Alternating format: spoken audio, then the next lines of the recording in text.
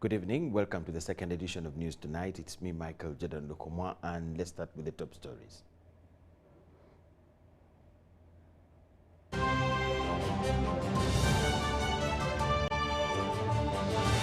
Brought to you by Uniquely Ours. Explore Uganda.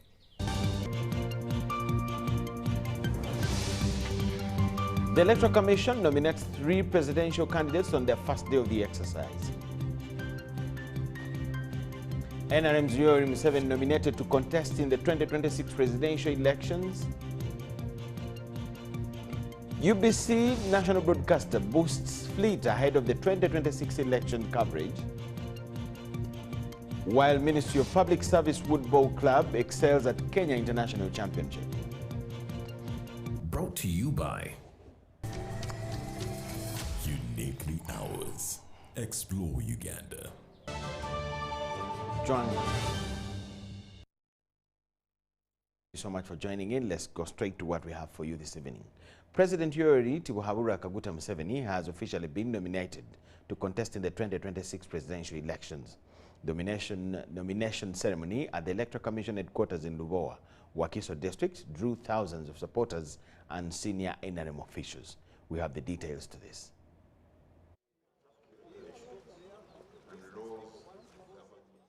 The air was thick across Lubowa as President Museveni arrived. Flanked by First Lady Janet Museveni and top NRM officials, it was exactly 10 a.m. at the Electoral Commission headquarters. Therefore, I, Justice Byabakama Mugenyi Simon, being the returning officer for the nomination of presidential candidates, declare Museveni Yoweri Kaguta a duly nominated candidate in respect of the presidential elections 2026, he having fulfilled the nomination requirements under the Presidential Elections Act, Chapter 179. Museveni would conduct a post-nomination address to the press, striking a tone of resolve and ambition. He outlined a campaign anchored on consolidating Uganda's economic gains and propelling the country into a high middle-income status. In this Sanja, which we are now concluding, if you check the figures, the GDP of Uganda has doubled, apparently. I had not bothered to check that, but they pointed it out, that at the end of the last Sanja, we were like 34 billion. We are now 66 billion. It's really, I don't know why NRM doesn't talk more about some of these things, because they are really remarkable. To double the size of GDP in one term is not a mean achievement. Uganda's economic transformation has been driven by strategic investments in infrastructure, agriculture, ICT, and manufacturing.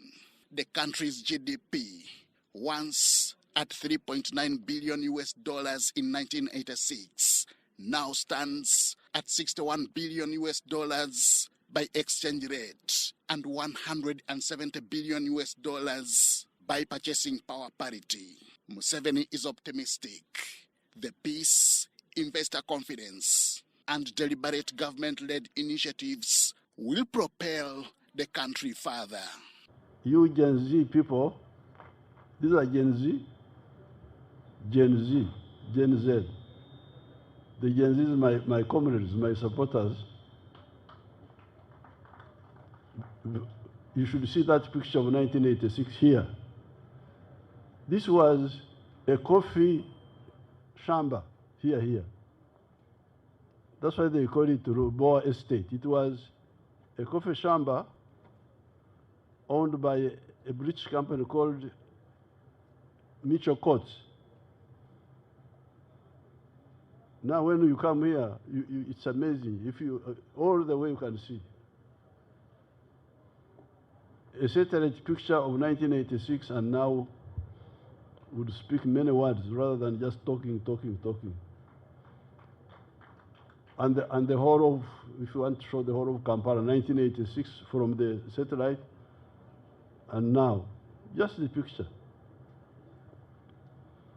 So where we are moving to now is to, again, convince the people of Uganda of what has been achieved in the past and what we are planning to do now. But the road to transformation has not been without friction.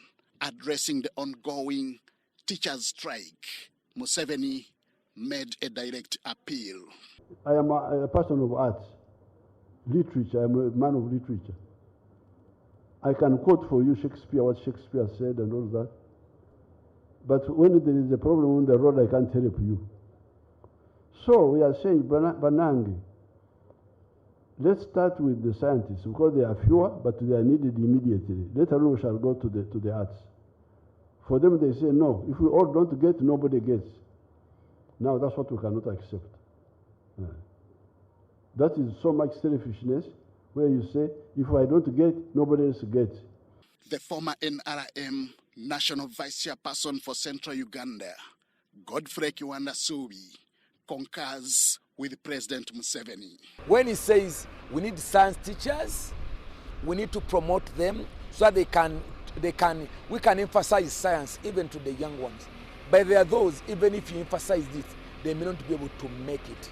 So I think in this next term, the president will be able to see how we can also uplift the standards of the science, of the arts teachers.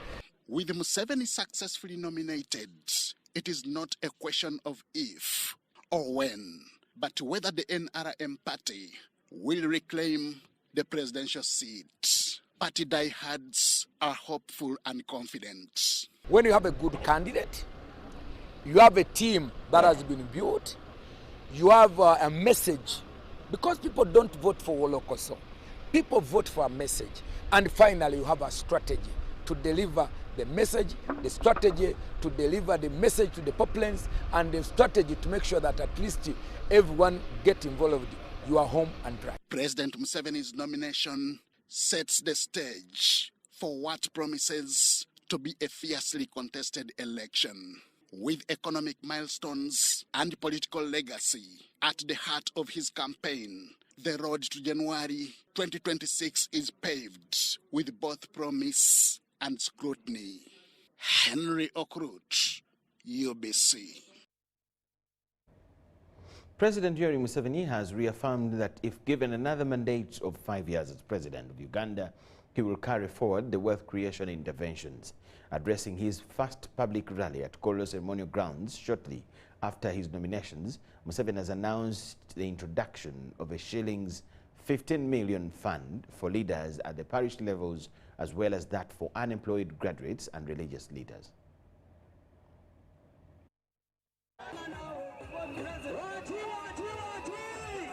Support and urge all Ugandans support Museveni, so we give him 98%. Members of the Patriotic League of Uganda gathered early at their offices in Naguru, Kampala to walk to Kololo Ceremonial Grounds. They were led by the Director Mobilization, Michael Mawanda. Because we have been directed to support General Yoweri Museveni, we want to show him the love and the commitment, and at this time around, we want him to take 80%. The PLA members were joining the thousands of NRM supporters to celebrate the nomination of President Museveni at Kololo. At Kololo, different artists and entertainers were invited to light up the event. In the afternoon, President Museveni, who was nominated early in the day in the company of First Lady Jane Kataha Museveni, arrived at Kololo Independence Grounds.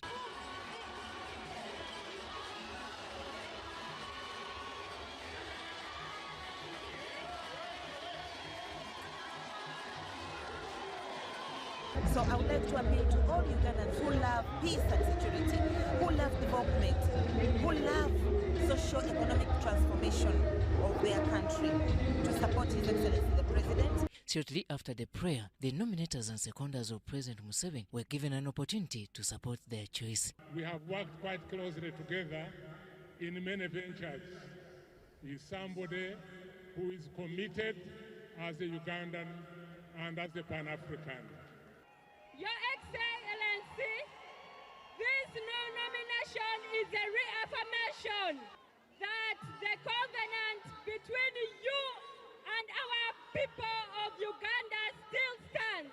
Before the address of the NRM Secretary General Richard Odong, Patriotic League of Uganda National Vice Chairperson Michael Nwagira was called to commit to the cause. I take this opportunity to call upon all members of PROU that we are ready to support President Museveni and all NRM flag bearers.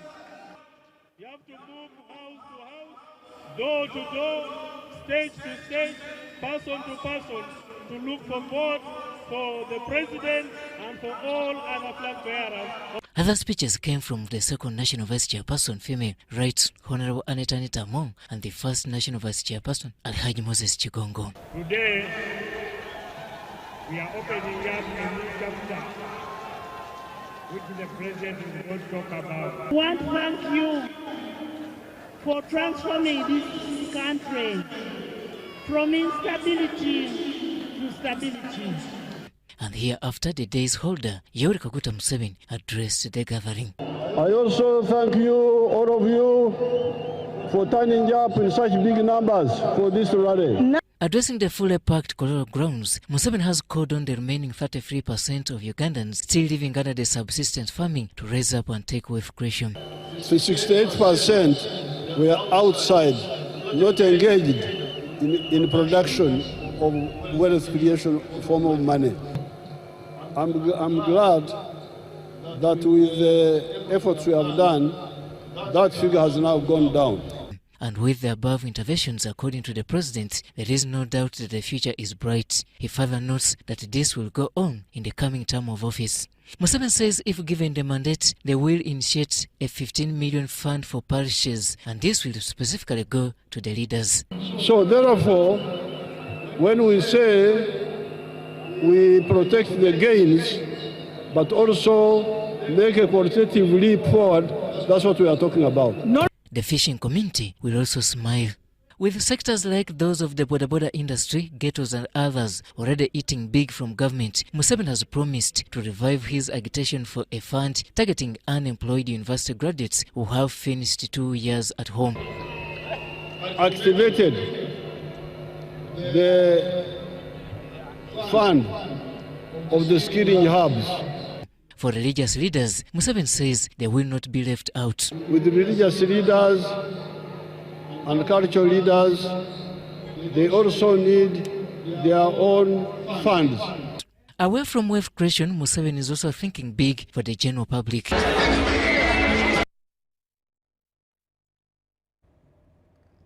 Minister for Information, Communication Technology and National Guidance, Dr. Chris Baryomunsi, has outlined the future plans of the NRM party leadership, emphasizing the party's democratic processes and guiding ideologies. This follows the nomination of NRM party chairman Yoweri Kaguta Museveni for presidential elections 2026.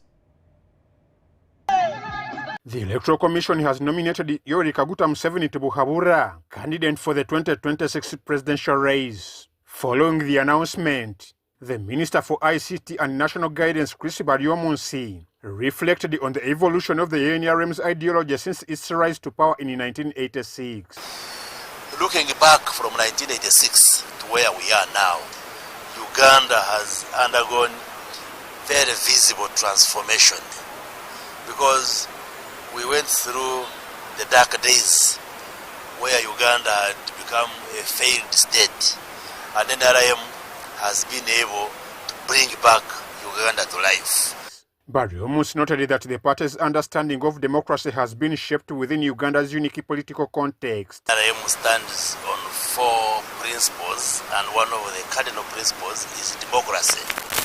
Democracy in a sense that Ugandans should be able to choose leaders at various levels. He emphasized the party's commitment to serving Ugandans in the next 5-year term, should its nominated presidential candidate and incumbent president, Yoweri Kaguta Museveni, secure another mandate in office. Pan-Africanism is also another key ideological point for NRM. Then socio-economic transformation, the need to improve the quality of life of Ugandans. And that explains the various programs which NRM has been championing.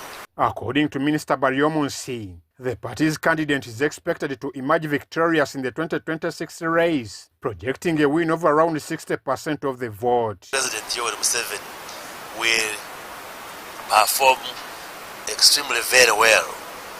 He should be able to score between 60 and 70%. In his capacity as the line minister in charge of information and communication, Baryomunsi called for fair airplay and media coverage for all presidential candidates in the 2026 race. Minimum broadcasting standards require that all media houses should give equal opportunity to candidates. Whether you are a government broadcaster like UBC or a private entity like these private TVs and radios, you should give fair space to all the candidates. Other senior NRM cadres and members, including Ambassador Henry Mayiga and Mike Kennedy Sebalu, described Yoweri Kaguta Museveni Tibuhabura's nomination as the start of yet another term of office. His nomination attracted over 4 million signatures. That is something good to write home about, and it is a big indication of how he stands tall in this presidential race. We had the coup of 71, we had the takeover of 79, and then the coup of 1985, and then the takeover of 1986. So that's how we're changing governments. As we speak, we are sure that every 5 years, like we're going to do in 2026, we have elections. Mike Kennedy Sebalu shared his views on the relationship between the NRM's ideology and its governance and human rights policies. The leadership had to take armed struggle in order to liberate this country from the vices of oppression and dictatorship. So definitely from a very foundational level, this government believes and champions the cause of human rights. Ambassador Henry Mayiga is optimistic the NRM party's manifesto will serve the nation. The manifesto, you spell out what you're going to do for the country in terms of security, in terms of infrastructure, in terms of investment, in terms of even stability, because stability of the country is number one. It's extremely important. I'm Ivan Juko for UBC. The Permanent Secretary, Ministry of Health, Dr. Diana Twine, has clarified on the status of health facilities in Kayunga and Mukono. This followed an inquest by journalists during President Museveni's nominations at the Electoral Commission offices in Lubo. Allow me, fellow Ugandans, to come here as a Permanent Secretary, Minister of Health, to say that what someone called Mwesigwa today asked the president after his nomination was absolute lie. It was misleading. It was really unfortunate that an adult can stand before the president and lie, where he said that in Kayunga we don't have oxygen. We have a fully functional oxygen plant. Actually, even the lower units like Bale and other health centers are picking oxygen from Kayunga. Of course, what he talked about of people being on the floor, I've been in Kayunga many times. I've visited all those wards. I have never witnessed anyone on the floor. The population has grown. We can't stop the population from growing. We can't turn people away when they come for service. Mukono is a big catchment. It has big catchment area. The mothers that are delivering, just only delivery, we deliver, I think, up to 80 mothers per day. So imagine the ones that are coming for antenatal and then for other diseases. The numbers are big. I am happy that they are coming. They are not there and dying from there. They are coming to give. Yes, we were congested, but we are providing. Our people are there to provide services. So that is absolutely aligned. So I'm saying, Mr. Mwesigwa, you lied to the president. It is not fair to the public. But I'm here to say it is a total lie. Thank you very much. The Electoral Commission has nominated Elton Joseph Mabirizi as presidential flag bearer for the Conservative Party in the 2026 presidential elections.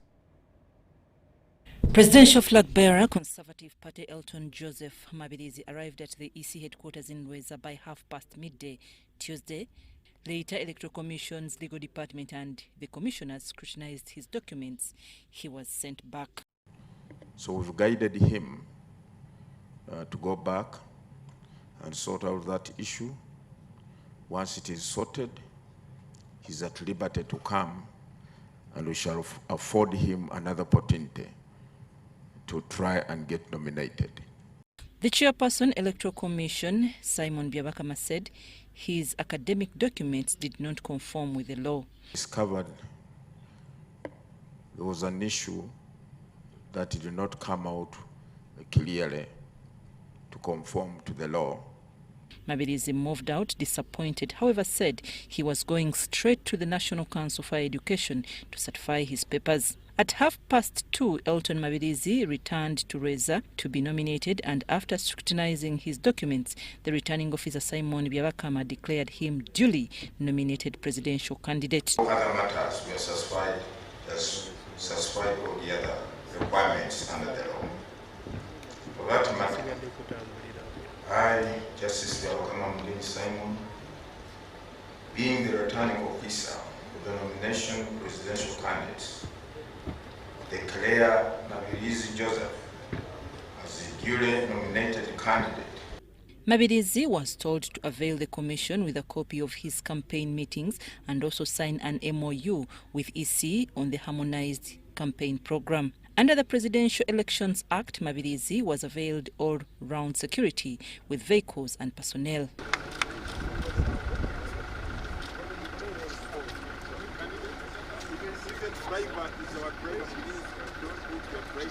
After duly being nominated, candidate Mabirizi said his party stands for federalism.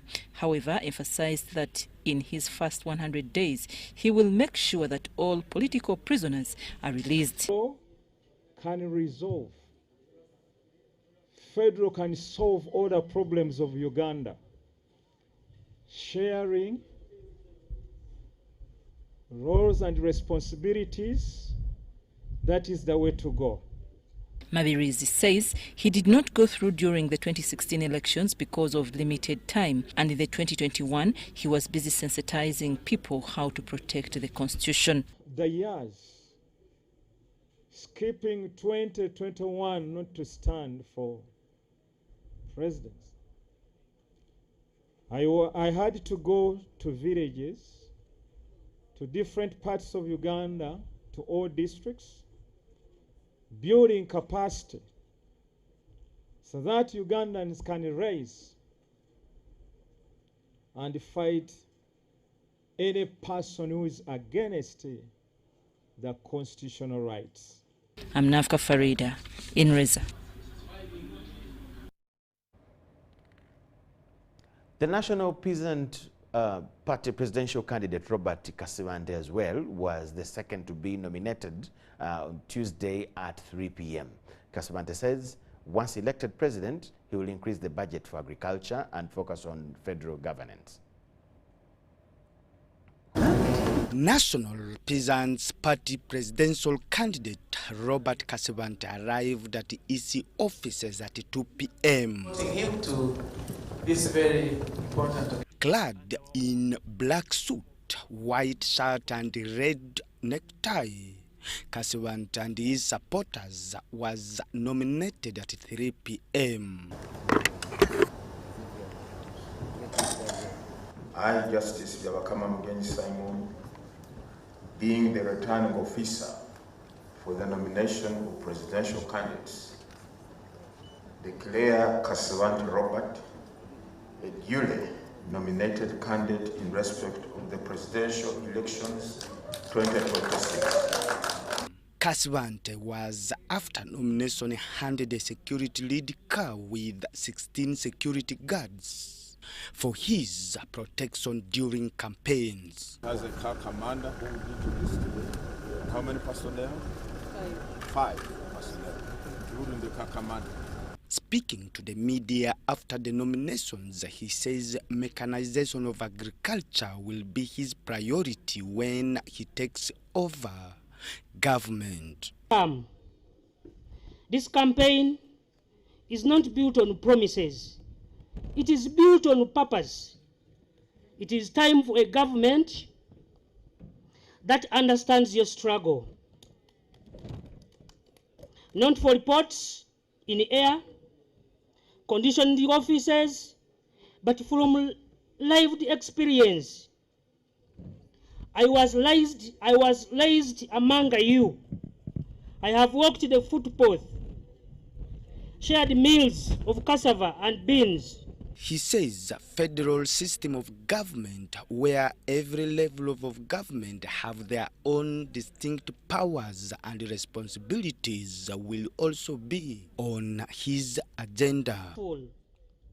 We must restore dignity to labor.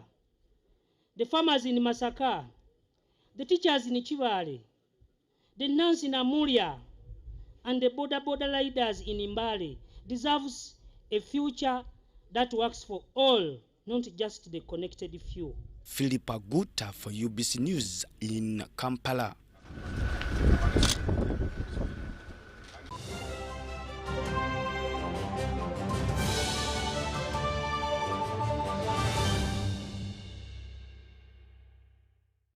Here's your chance to win school fees for your child for a whole year. Just pay school fees using Momo.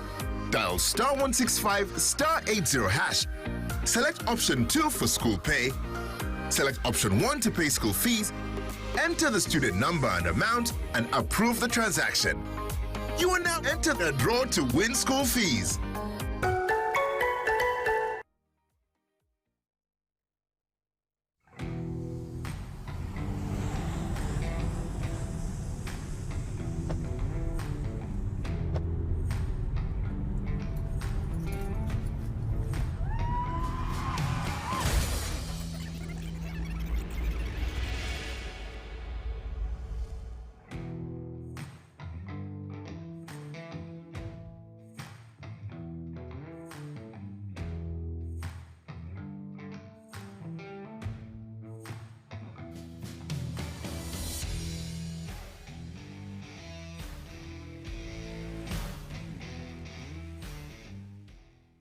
At UNOC, we believe in safety.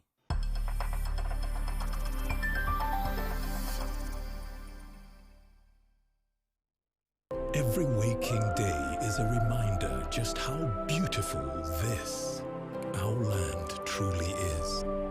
The kind of beauty that you can only find here, in the lush green all around us and the wondrous sights within. It's in the distinct aroma of our cooking, to the taste of food that takes you on a journey, in the sound of homecoming and the sound of Mother Earth, in the magnificence we find on our travels and the exciting moments we experience. Ours is the kind of beauty that comes in all things big and small. All we have to do is awaken our senses and truly enjoy what's uniquely ours. Explore Uganda, the Pearl of Africa.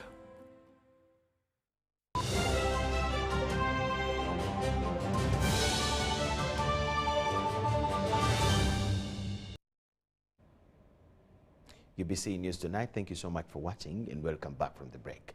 Now, the national broadcaster, that is UBC, has acquired 3 brand new 2025 GWM pickups to improve transport for staff and strengthen capacity for the nationwide coverage, especially of the upcoming general elections.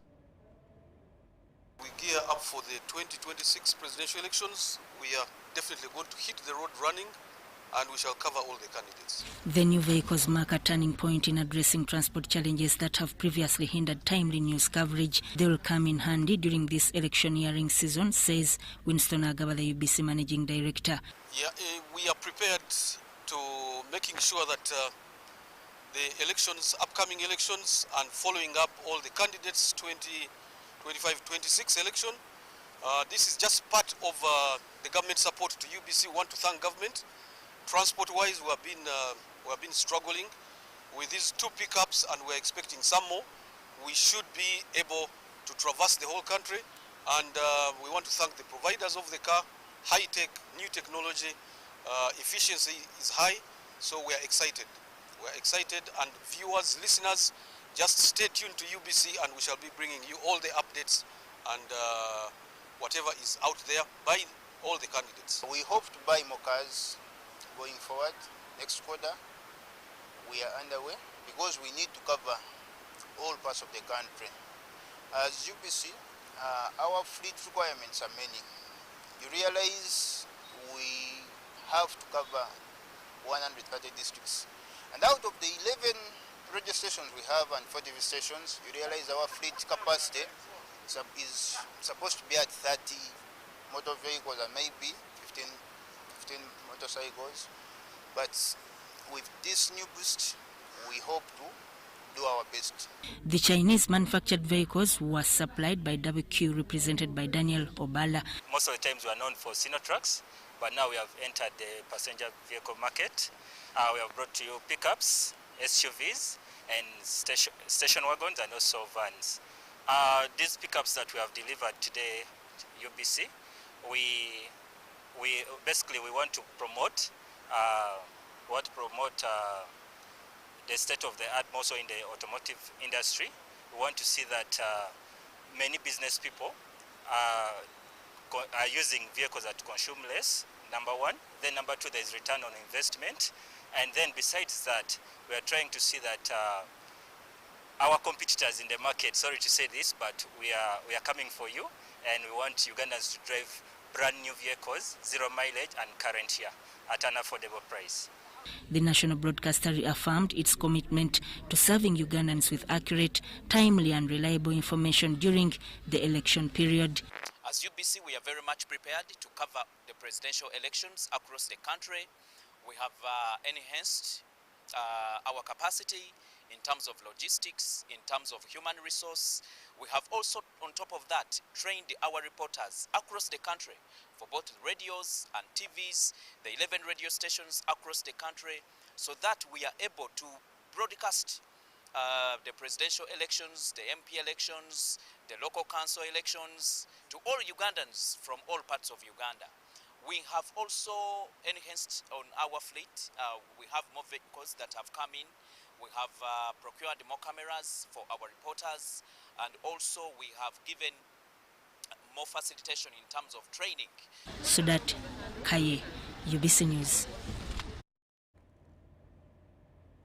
The judiciary has registered an increase in cases disposed of over 250,000 cases, making a percentage of 58% in the financial year 2024-25, with 442,263 billion budget allocated to it, although case backlog remains a challenge with a 24.2%.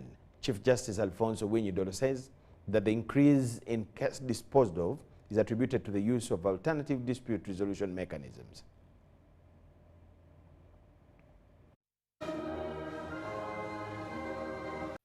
The Judiciary has launched its annual performance report for the financial year 2024-2025, launched by the Chief Justice Alfonso Chigamoy Owinyidolo at the Judiciary headquarters in Kampala.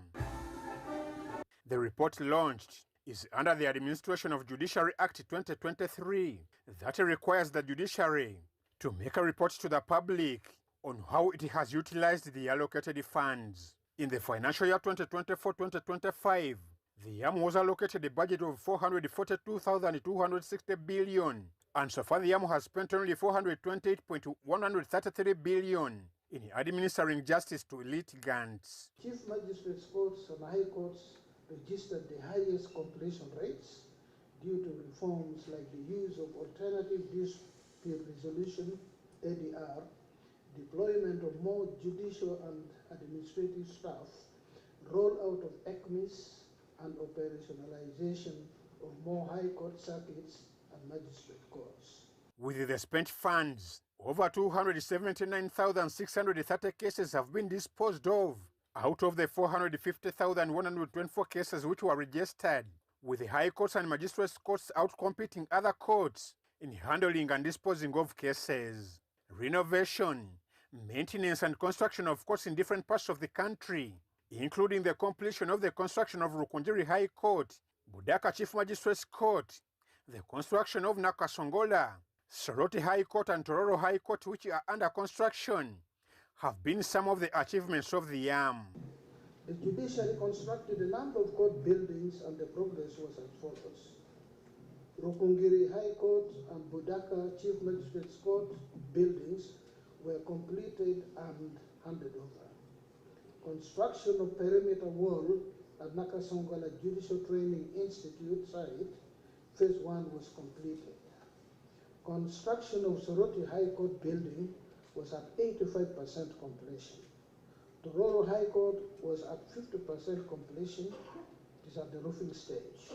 The Judiciary undertook renovations and maintenance of court premises with major works completed at Mbale, Kapchorwa, Ngora, Palisa, Kumi, Nagweru, Entebbe, Kabale, Nabilatuk, Hoima, and Kirkum courts, as well as the Chief Magistrate's resident at.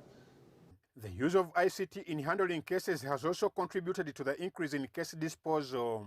The reduction in case backlog from 26.3 in financial year 2023-2024 to 24.2% in the financial year 2024-2025, despite the reduction in case backlog from 26.3% in financial year 2023-2024 to 24.2% in financial year 2024-2025. Chief Justice Dolo says case backlog remains a challenge in the justice system, including understaffing in courts and inadequate budgetary support, with the need to improve on service delivery. The YAM focuses on strengthening adjudication of cases to improve automation of courts.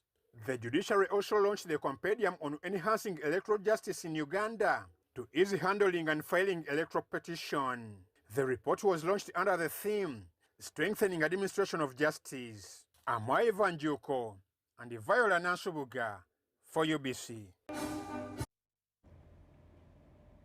The National Women's Council has declared full support for President Yoweri Kaguta Museveni following his nomination as the NRM flag bearer in the coming elections. Council Chairperson Farida Chibawa says that women leaders across the country are standing firmly with Museveni, citing his unmatched role in empowering them through programs like Emyoga, UEP, and the Parish Development Model. The council represents more than 300,000 elected women leaders nationwide.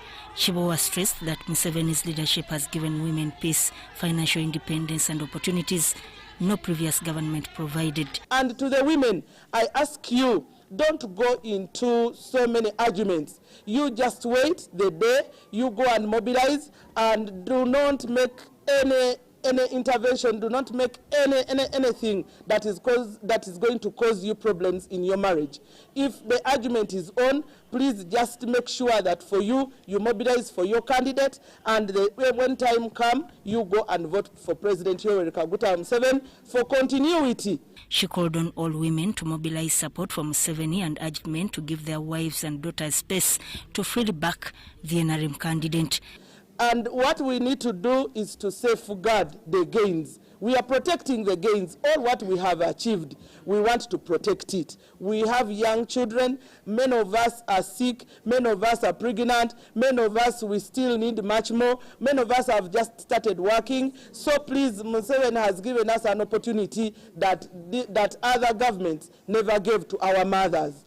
It is only at this regime that women have had an opportunity to go out and make money, to sit in meetings and talk about issues that are of benefit to the women. The Women's Council says it is determined to safeguard the gains achieved under Museveni's rule and is demanding even more opportunities for women in the next 5 years. President Museveni is here to stay, and he has really told us that he's going to give us more money as women. So what we need is money, not anything else, so that we can take our children to school. We know many of us are single mothers.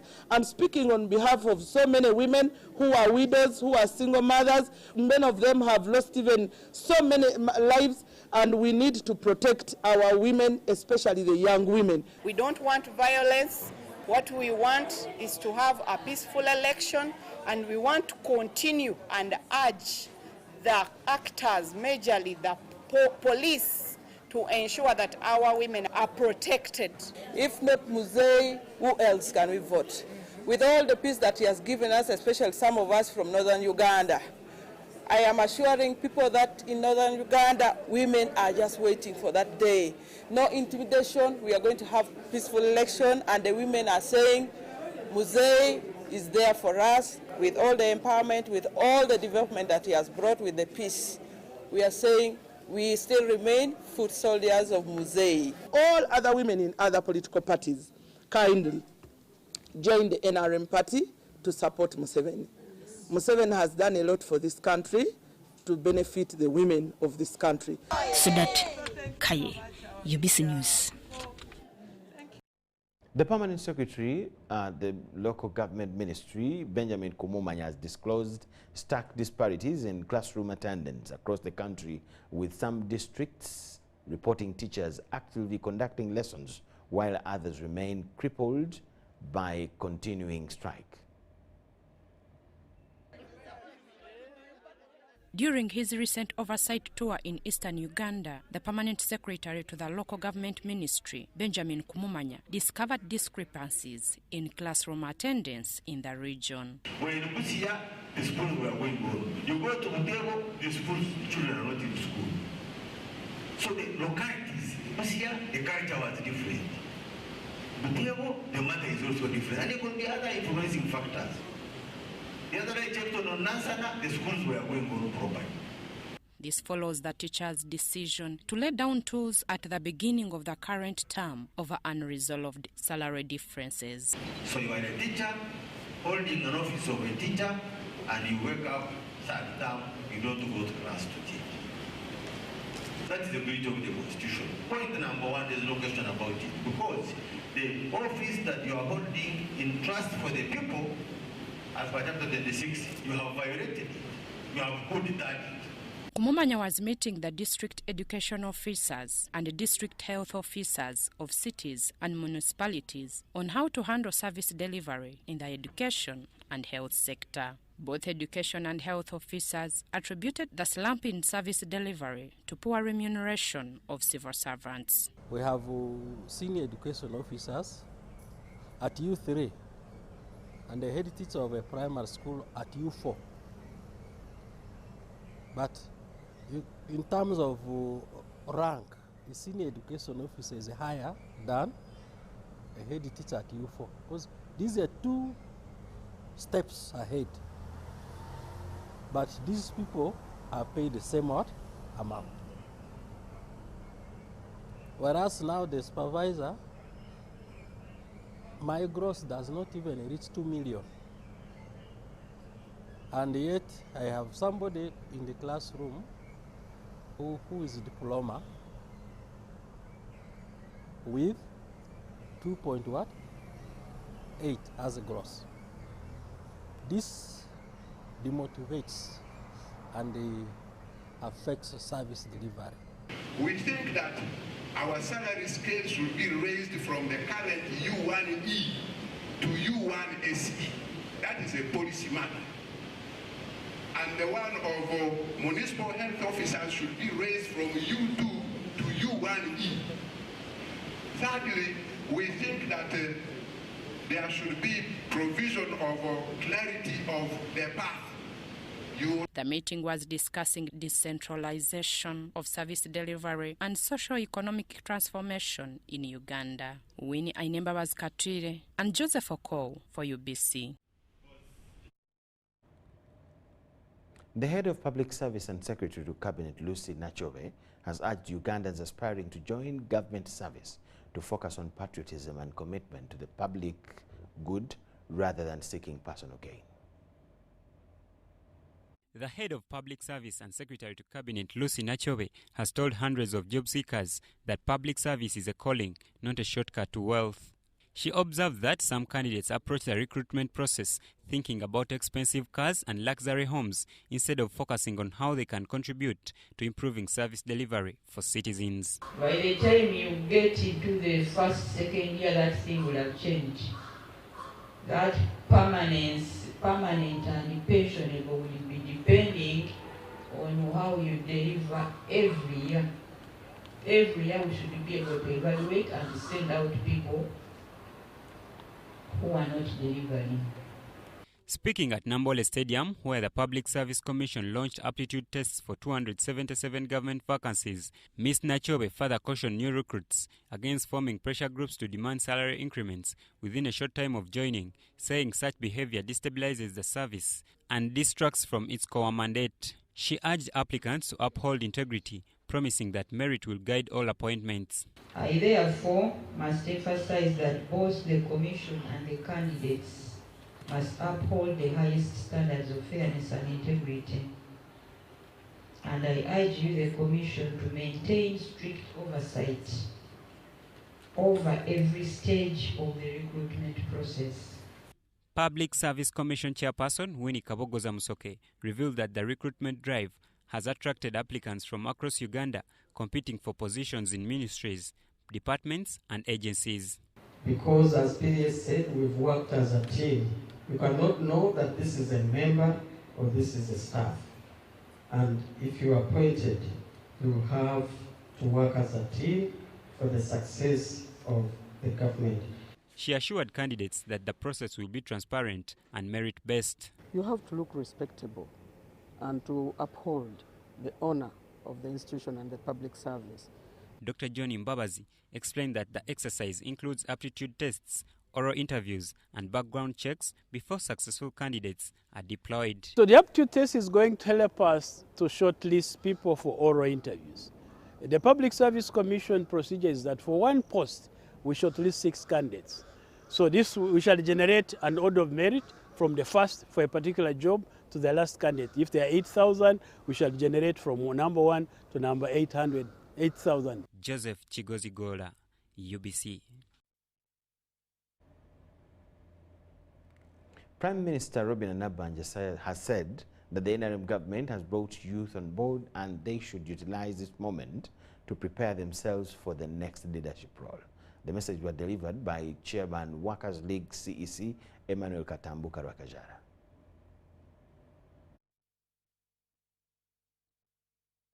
In a message read for the Prime Minister Robin Anabanja, the youth were tasked to utilize the moment to prepare for the next leadership role. This was during the opening of the National Youth Camp, organized by National Organization for Trade Union in Jinja City.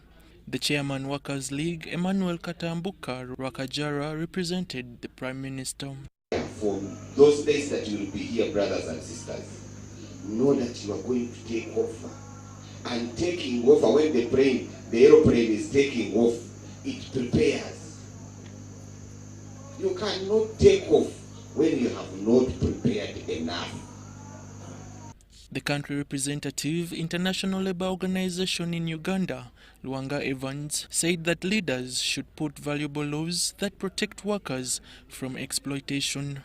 Let us continue to work hand in hand with government, workers' organizations, employers, civil society, and youth to ensure that no young person is left behind in Uganda and Africa's socio-economic transformation. The Chairman General Notu, Musa Okelo, asked government to listen to the concern of workers to avoid industrial action. So I want to urge you, as you see us begin to phase out, please prepare to take those seats. That's why I told you I am not worried about Gideon. He's simply preparing to take that seat. The Secretary General Notu, Richard Bijirwa, asked the youth to vote the best manager who understands workers' issues.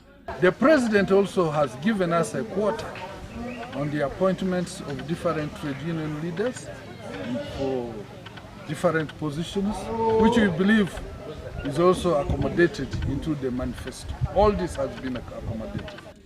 The General Secretary Artisan Union, Anthony Wanyama, is seeking labor justice to represent workers in the 12th Parliament.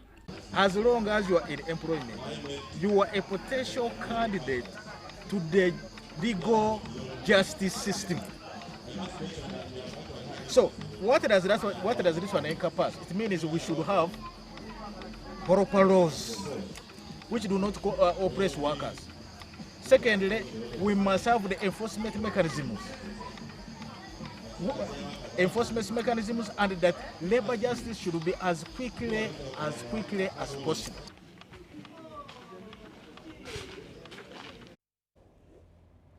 The Uganda Bureau of Statistics has resumed the baseline education census of 2025 in West Nile.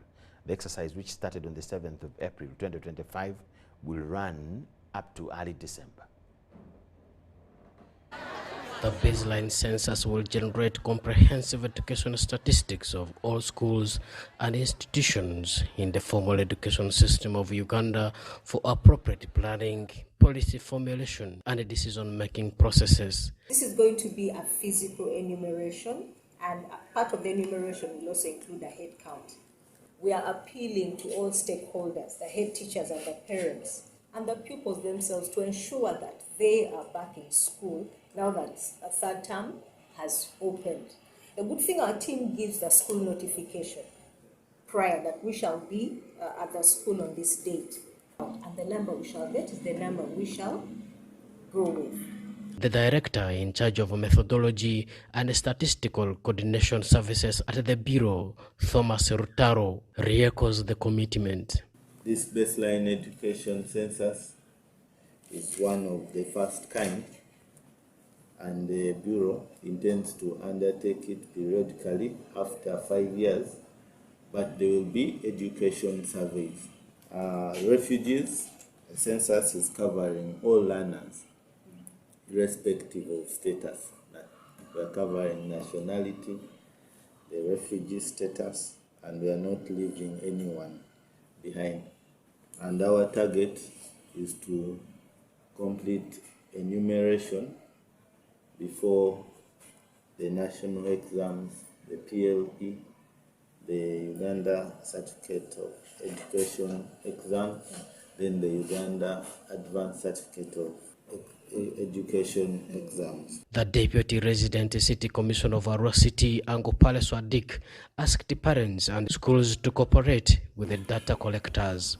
So it is very important to carry out this exercise, which will help us to understand and plan accordingly. So I want to encourage the public to cooperate. Angudubo Emmanuel, the Assistant Deputy Town Clerk for Arua City, pledged support for the exercise. We have been dealing with issues to do with school dropouts. We have been dealing with issues of even ghost pupils. I believe that this education census will be able to streamline some of those challenges that we have been facing. Odama Joseph, UBC News.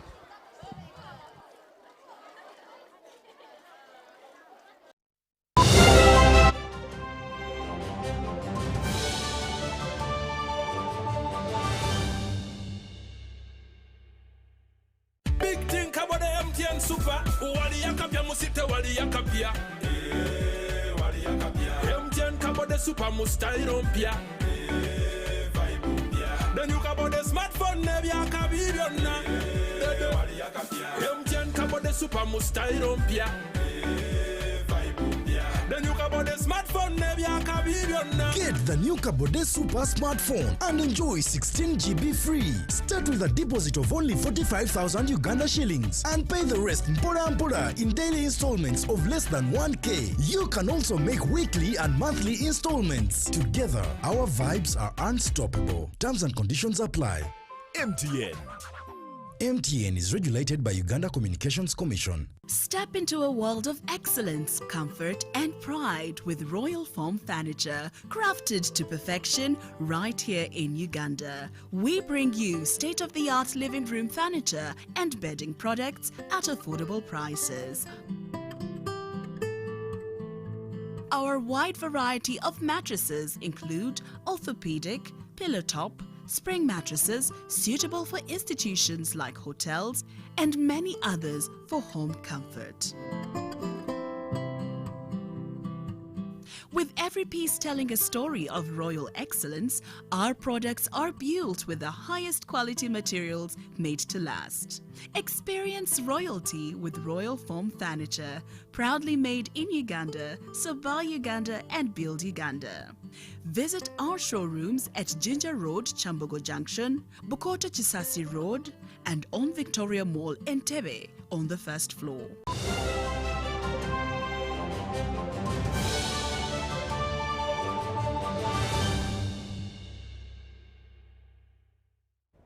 The job landscape in Uganda is undergoing rapid transformation due to evolving care skills required for the labor market. Uganda Vocational Training Assessment Board calls upon all TVET institutions to let the students closer to the industry.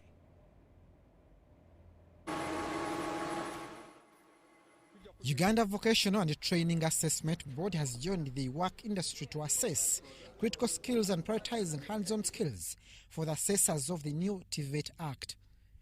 The Deputy Executive Secretary of VTAP in charge of curriculum development, Nasa Zajalia, says there is emerging closer cooperation between VTAP and TVET teachers and industry. Every assessment and training that you offer to these people must be driving them towards becoming what they opt to come to become. We need to look at training that is focused at solving real-life problems. As you're giving this student a skill, how can this student use this skill to solve a problem? VTAB was updated and incorporated into the latest industry trends and innovations to help assessors remain effective and relevant in the labor market. You are the first people we have trained here. We're a total of 106 people. We operated the database afresh.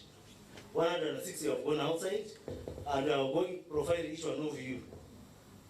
Of course, I want to get your contacts and profiling how you are performing. An assessor is very critical within the assessment process, and his key role as an assessor is to ensure that candidates' competencies come out. In other words, during a competence-based assessment, we focus on who is able to perform and who is not yet in a position to perform. UVTAB, we are interested in getting competent assessors. And once we get competent assessors, it means that the learners are going to get the required skills that are necessary in the world of work. The assessors undergo vigorous training to evaluate learners' competences in vocational education. With this training of retooling, we are so appreciative because we have learned how we can improve the skills in the world of work. We have shared many things where we have found that competencies and the criteria we are supposed to measure, things we are supposed to follow when we are testing certain items. We have also looked at what we are supposed to consider when it comes to a practical assessment.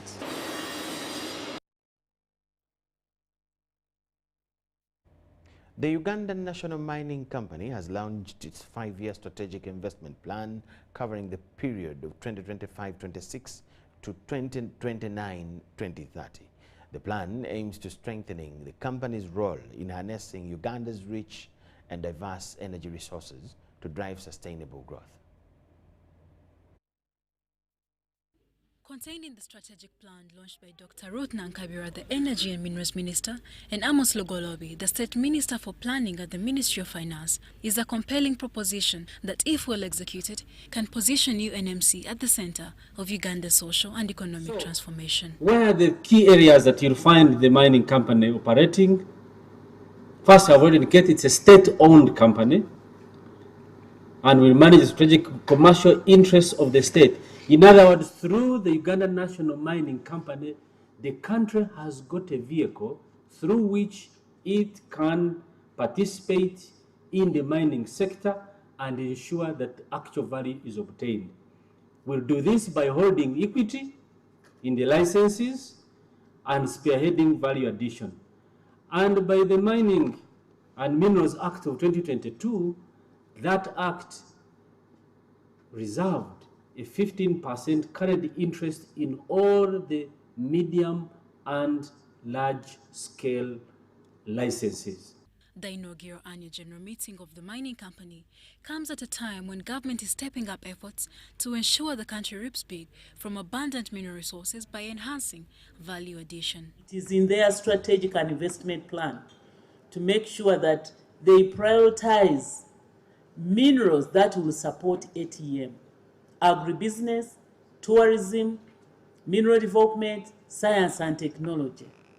It is here on page 39 where the company is committing itself to support not only the energy transition objectives, but also the ATMs that are in our National Development Plan 4. As the government entity hits the ground running, it is assured of the full backing of the Finance Ministry. We are ready to capitalize this company to make sure that it gets to its rightful footing. to have the necessary capacity, to borrow where necessary, because for them to be able to borrow, they must be adequately capitalized. And for them to be able to invest, that capitalization has got to be there. And as shareholders, particularly shareholders from finance, it's our company, we need to make sure that it's adequately capitalized to operate. UNMC's strategic plan rides on 4 pillars, and these are commercial stewardship and value optimization, industrialization and local participation, talent and organizational excellence, and partnership and stakeholder engagement. Charlotte Amuge for UBC News.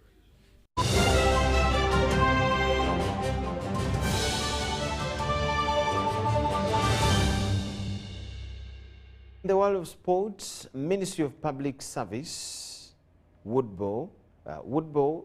Ministry of Public Service Woodball team has returned home after a successful outing at the Kenya International Woodball Championship. John Band Sentamu has it all. Uganda has continued to shine in woodball following Ministry of Public Service Woodball Club's exploits at the Kenya International Woodball Championship. The championship was hosted at Jomo Kenyatta University in Nairobi and attracted more than 30 clubs, including 8 from Uganda. The Ugandan contingent was highlighted by Ministry of Public Service that emerged champion in the senior men, onto which it added both gender corporate titles. The 3 trophies, it is for both teams, corporate ladies, corporate men, and corporate ladies, senior ladies. Then another trophy, it is for the team manager. The overall winner of bringing many players and well organized with the teams was from Ministry of Public Service of all the international championship. The team had players like Patience Ainembabazi, Deborah Nabuire, Regis Namfuka, Deborah Amoding, and Patience Tusubira. What helped us win the tournament, the Kenya tournament, is 1, we trusted God, and 2, our training ground is actually almost the same as the playing ground where we were. So the fairway is set, where the gates were placed. It's actually the same setting that we have at Archives, where our training grounds are. Uganda was represented by teams like Makerere University Business School, University of Kisubi, Uganda National Examinations Board, and Zoe. The Kenyan contingent had teams like Kenyatta University, Alpha Club, Hunters Woodball Club, Taifa, and Mount Kenya University. Yes, and the Woodball victory by Ministry of Public Service bring us to the end of all we had for you this evening. Thank you so much for watching. Enjoy the rest of the night. Bye-bye.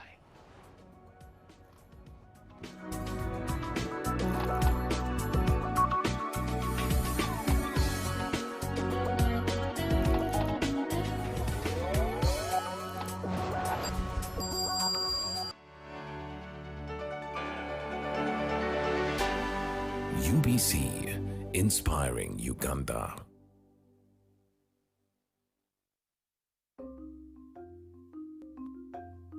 Agriculture is Uganda's economic backbone, employing about 70% of the working population and contributing 20% of the GDP. As the world becomes a digital global village, ICT has proven to increase productivity in the agricultural value chain.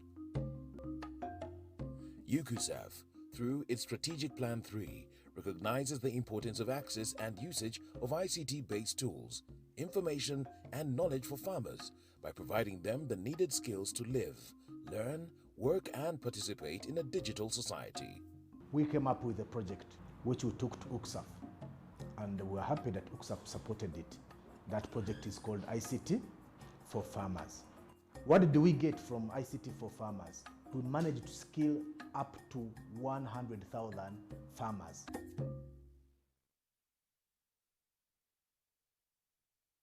Taxation is a bit complicated, and the only way to demystify it and make it as easy to understand and to comply with is through engagement. Is there a limit to the number of cars a returning citizen is bringing into Uganda? Who has paid the excise duty on this water is not the supermarket which has sold you this bottle at 1,000. It's not the business. It is the man who is going to drink this water. We strongly believe that it will only be through such constructive engagement that we'll be able to broaden our tax base and build our country together. Buza Commissioner. Now you can get direct answers. Send your tax-related questions via WhatsApp or SMS to 0790-141-887, and the Commissioner General of URA, John Musinguzi, will personally address them. Tune in to UBC News Tonight every Monday and Wednesday for expert insights and clear explanations. Buza Commissioner.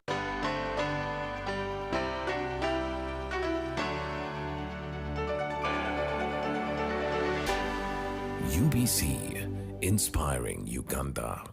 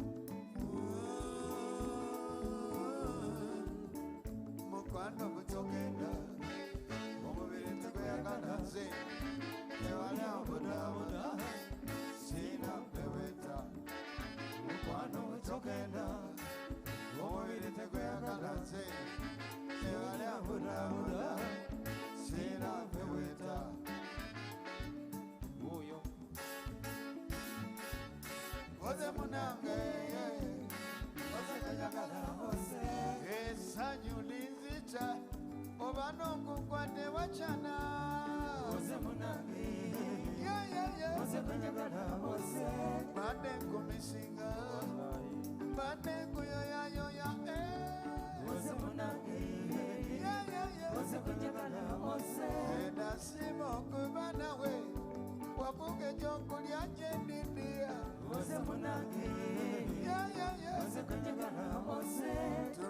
mu masogo olira ntoyana kaleraba Wose munange Wose kujagala wose Bade kumisinga Bade kuyoya neyabalise Wose munange Wose kujagala wose Ekirala ekikunjagasa nnyabo Kyogere Wose munange Wose kujagala wose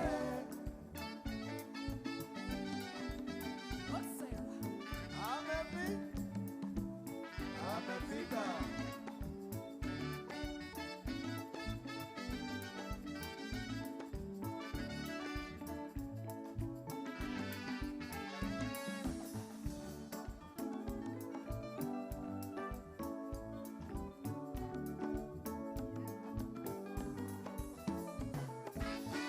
Otuse ye mama otuse webade nonya mama otuse mutima kubane kutunya. So for me, it is always exciting, one of those exciting moments to meet some of the delegates that come to the district conference or take that invitation importantly. Tonight and today we have the green shake. I cannot believe I'm standing with you. It is so beautiful. Thank you very much for honoring Rotary and coming. I have only 2 questions for you. And the first question is, why Rotary? Why did you allow to come? And then I'll allow you to speak on the second one. The second one is, I know your love for environment. And this year we have had Plant Your Balance. We have planted so many trees, but the beautiful thing about it is that we have gone to schools. Those are the stewards of seeing and nurturing those trees grow. I want you to speak on that and what is the way forward for us when we talk about environment. Sure.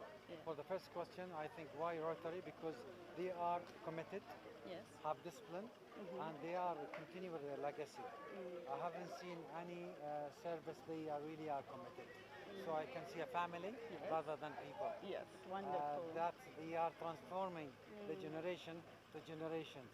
And we're celebrating 100 years, 1 century. Yes. It's not something special, Yeah. small, special, something beyond extraordinary. That's one.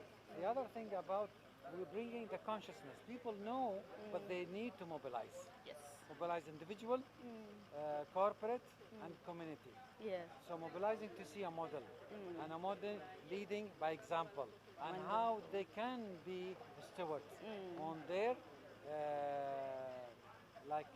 region, or in their corporate, or in their nation. Okay, wonderful. Now, I know I would have 100 questions, but your keynote was already beautiful enough. Thank you for coming for Rotary, and we shall continue to follow you. Thank you for allowing us to interview you. Thank you. Thank you very much. Every district conference, Rotarians come together to exhibit those things that they do. As you might as well know, that we work and pay membership in Rotary. Whatever we do in our businesses will still come back to Rotary. Now, what I'm introducing tonight is the House of Friendship. This is where we meet all the partners of Rotary who want to exhibit their businesses, but we mostly have Rotarians who are selling their services or goods. So what is going to happen in this show is that we are going to show you the different businesses that have exhibited this district conference, the 100th Centennial District Conference. We have a number of businesses, but what is very important to note is the Rotary in Business Fellowship is a partner at this House of Friendship. And the reason I talk about it is for a long time, we've had other businesses exhibit, but we had never had a Rotary business community working with a House of Friendship. And for this particular House of Friendship, Rotary in Business is actually partnering with the House of Friendship, which is a wonderful synergy, and it will allow us to see the different businesses that we have in Rotary.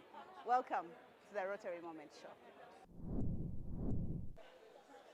One of the exhibitors we have today is the cancer run. And for those of you who have been watching the Rotary Moment Show, you managed to see the different cancer runs that we have aired across the years. What is important today, I want to introduce Rotarian Rita, who is going to tell us, I don't want to burst the bubble, but Rotarian Rita is going to tell us Why this time? Why is the cancer run represented in the House of Friendship? Because we normally don't find them here. But also, I've also seen you've gotten a lot of airtime. There's a huge movement right now about the cancer, yeah? So I want to hear what is that you are at the door, so this is a prime store. Welcome to the Rotary Moment, and I know that this is a wonderful, wonderful initiative. It's something that every Ugandan should jump on. If you're not out there and you've not screened, please screen.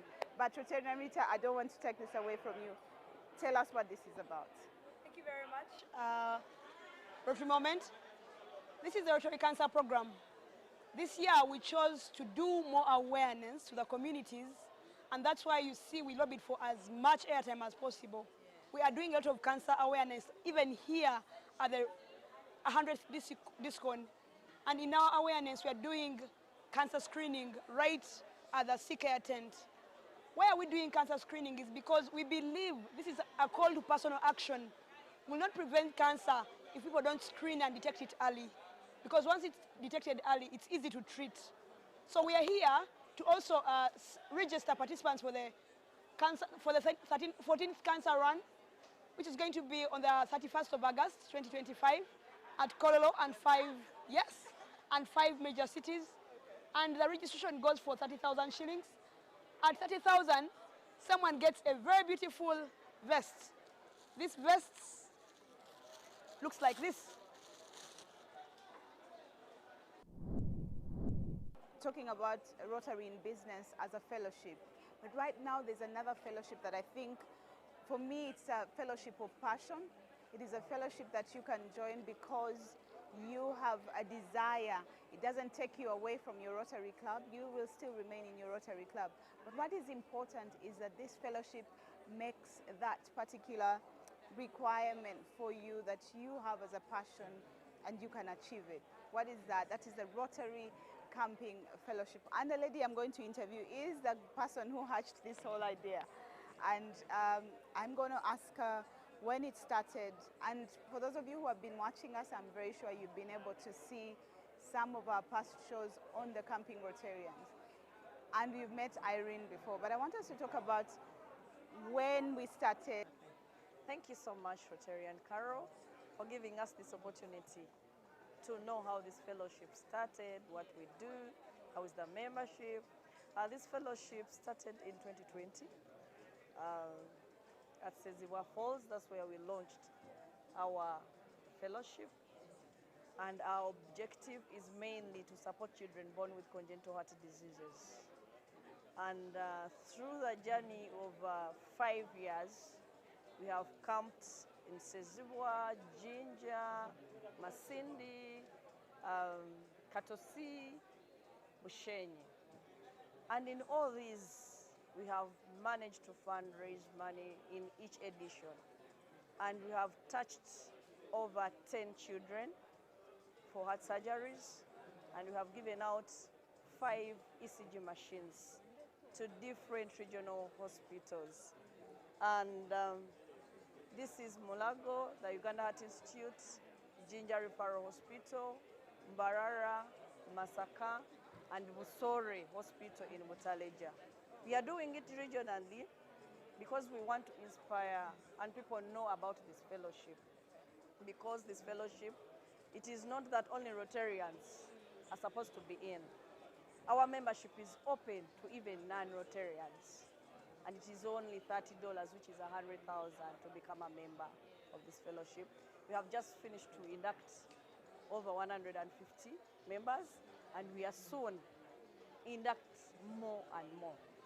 For those ones who have missed the 5 editions, we are planning another edition at Sese Leisure Beach in Kalangala. The campers now want to do a cruise to the islands at only $120, that is 450,000 Ugandan shillings.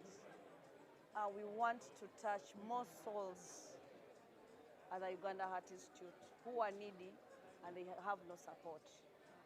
So we are looking up to see that we support more of these children, we support more hospitals such that not everyone has to walk in the Uganda Heart Institute just for an ECG or an echo. So that is the passion of the campus.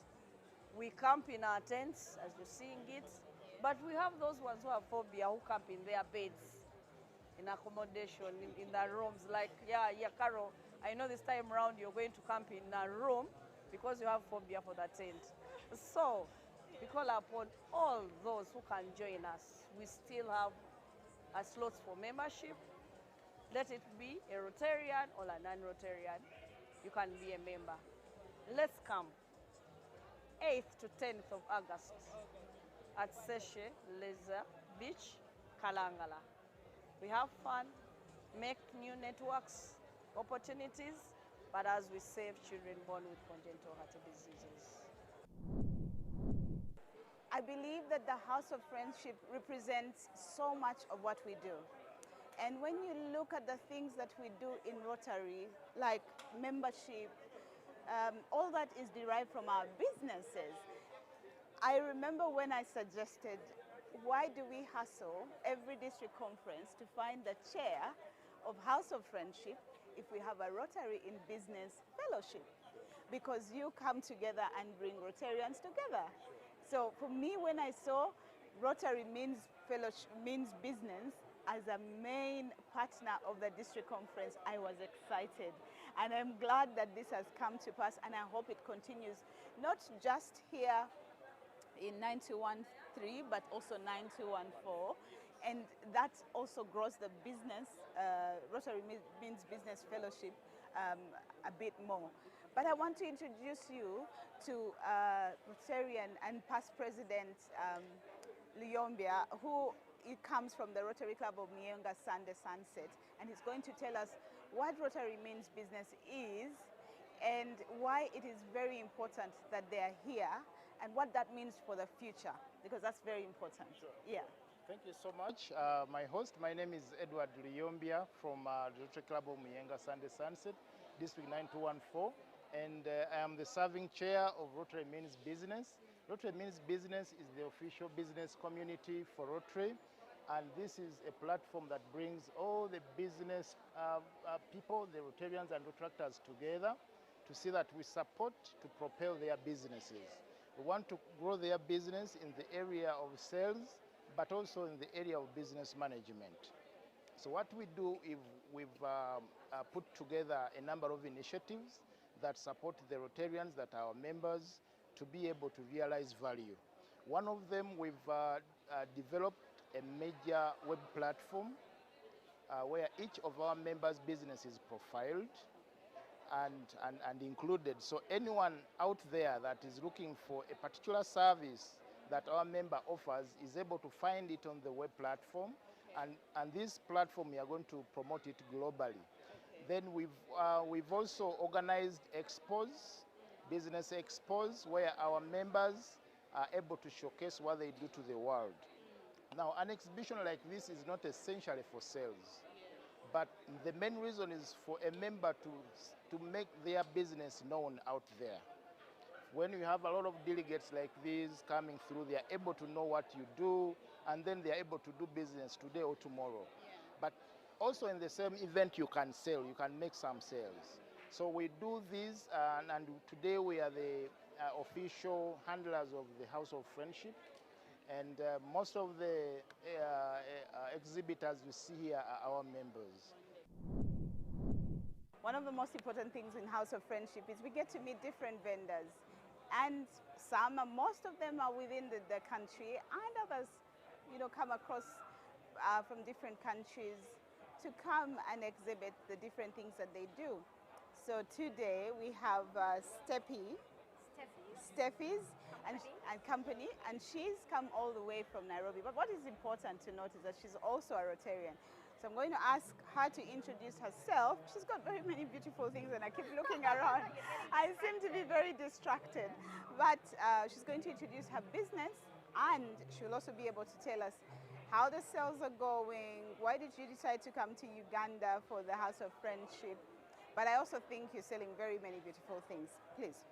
My name is Rotarian Sarah Odwar from Nairobi Ridgeways, right? I've been a Rotarian now for about 5 years, and I've attended a couple of House of Friendships. I think this is the third one, but the others have been within Kenya. This is the first one that I've crossed the borders to come. You've asked me what we do really.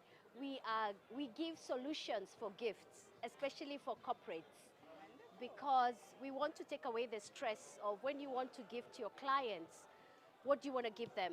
We try to do very extraordinary gifting. So you'll find our things are different. They are not your usual, and we combine them very differently. So you will find that we have a lot of vintage, and that's not all we do. And we've put some things together as a hamper, and that's how we gift. So it doesn't matter whenever you want to gift your clients, whether it's for Christmas, like now we already have orders for Easter, whether it's Mother's Day, International Women's Day, Father's Day, birthdays. So when you even want to gift your own, the staff, you want to appreciate your staff, we'll always come up with an idea. So we work with a budget. You give us a budget, we work backwards, you'll tell us the numbers, and we'll come up with a solution for you in a different way. You asked a very interesting question. Why did I decide to come over to Ginger? Now, I happen to be approached about a Rotarian who knows about what we do in Nairobi, asked me to come up with a concept for the speakers, gifting the speakers who are speaking in this event. And so the gifts for the speakers are actually coming from Steffi's. So they asked me, because they loved them so much, I sent them across, and they said, why don't you take a stand? And I was like, wait a minute, I've never thought about that. And I decided I'll come myself, because I think Rotary is all about connecting and networking. And I've connected with so many Rotarians. It's been fun. The sales are good, could be better. I'm hoping for today and tomorrow. But we've connected a lot, and people have gotten to know about us. And we pray for some good business this weekend. Now, every district conference, Rotary gets so many sponsors, and part of those sponsors can be, they give us money, they will give us different aspects to contribute towards the district conference. And today I want to interview one of our partners, that's Old Mutual, UAP, who have been very a strong mantle for us here at the district conference. And for Rotary Moments, we believe that they have contributed a lot. So I would like you to introduce yourself, what it is that you're doing here at the district conference, and why you thought it was important for you to come and work with us as Rotarians. First of all, I'm Namuli Josephine. I work as the branch manager, Ginger branch. Representing here in this conference, I'm representing the group. Here in the group, I'm talking about the different lines the different lines of business that we do. That is Old Mutual Life Insurance, UAP Old Mutual General Insurance. Then we also have what we call Old Mutual Investment. So having partnered with them, you find that Rotary, most of the members are also the owners of the organizations. So these are the people we deal with in day-to-day lives, and also as the individuals and also the organizations, we take care of the risks that they're exposed to. Here on ground, we have a number of policies that we can talk about, looking at that Rotarians, most of them are in and out of the country. We have a product that is convenient for them, especially the new product in travel that we are selling out. That is on online portal, whereby the person can have access to it at the comfort of their office, comfort even at the conferences now. If someone has a trip like in 2 days, they can get their policy from here. We also have a number of other products that we offer. That is medical insurance. Medical insurance. That's the one I know. That's the one that you know. That covers also individuals. We have individual medical, which we term as serene care.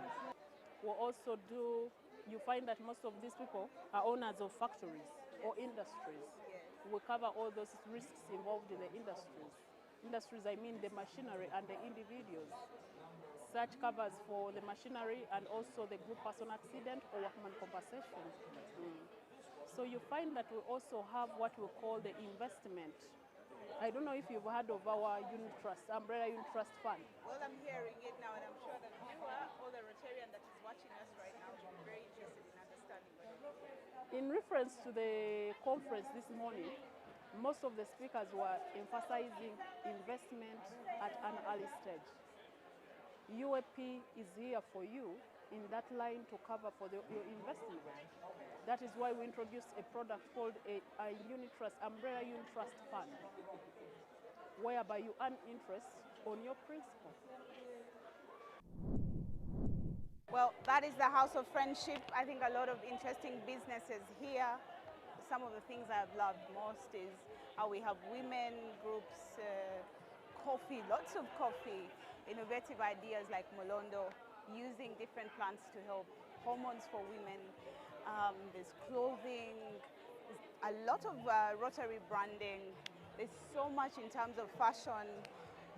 We have banks, you saw Old Mutual, Rock Telecom, we have Centenary Bank. Now a lot of them have been sponsors for Rotary, but they also get a slot here in the House of Friendship to advertise. We have winemakers and several businesses that are advertising. I know that this is a beautiful walkthrough on the different businesses, but one of the things that I want to thank all the people that have participated in this House of Friendship is thank you for showcasing what you do, thank you for showcasing with Rotary, and I hope that the 1,130 Rotarians have been able to come to buy from you. This has been the Rotary Moment Show here in Jinja at the House of Friendship at the District 9213 Centennial Celebration of Rotary. This is the magic of Rotary. Sabrina, talk to us, because the guys in the audience are both parents and people who are going through the kinds of issues that you're talking about. How does a child go through from the start and present the kind of mental health issues that many of us as parents begin to see with children, maybe in their adolescence, and we start talking about, but what's wrong with this child? Sorry, for those who don't understand Luganda, if you didn't go to UPE, I'll translate. There will be some. So many of the parents just don't seem to understand these issues. Can you just take us through the early stages and then how we get to this point that we start to see these challenges and that there are corrective measures? I'll surrender mine. Yeah. Francis, have you?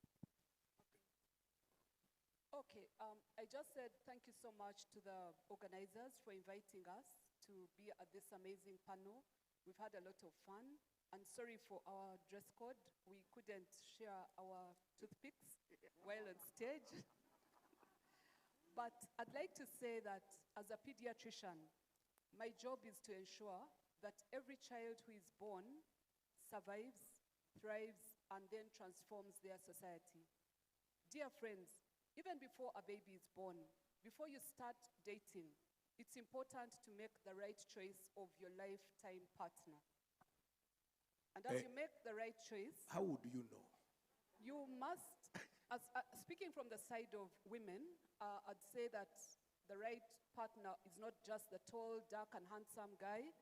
Okay, so I have hope, right? With broad shoulders, but a person who is caring, prayerful, and thoughtful, and kind.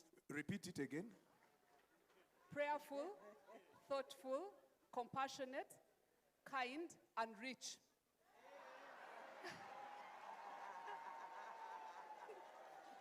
And just like that, I've been knocked out. And also, even before the baby is born, dear friends, by the way, your time to have a baby this year has passed. It was 2 weeks ago. So if you're still planning to have a baby this year, it's too late. Your baby will be born in 2026. So before you have that baby, you must plan for the baby. So are you saying some people wasted effort last night after the... Wasted effort, guys. Sorry, you'll have that baby anyway in 2026 during a very interesting season. Before you think of having that baby, be mentally prepared, because babies don't just happen, or babies should not just happen. When a baby is being prepared to be conceived, the mom should be mentally prepared, dad should be mentally prepared, so that when that baby is between 1 and 3 years, that baby is not traumatized. Does the trauma occur before the baby is The born? baby's trauma can happen in utero, but also can happen when the brain is growing really fast. Remember, when a woman is pregnant, the brain starts to grow at around 6 weeks of life. So if you're the kind of dad who comes home a little bit drunk and shouting at a pregnant woman, then you're traumatizing your baby. And the Please reason I'm listen talking carefully, about men, trauma, dear friends, is because the trauma that a baby experiences is going to be passed on 3 generations to come to that baby's children and that baby's grandchildren and great-grandchildren. So please do not traumatize children. Or their mothers. And as we grow, as babies grow, because would like to talk about the life course approach. As a baby grows from 1 year to 3 years to 5 years, when the brain is at its maximum capacity, we expect that that baby will have learned languages, that that baby will have learned things like saying thank you, being compassionate, being grateful. And as that baby grows into a teenager, and for me that is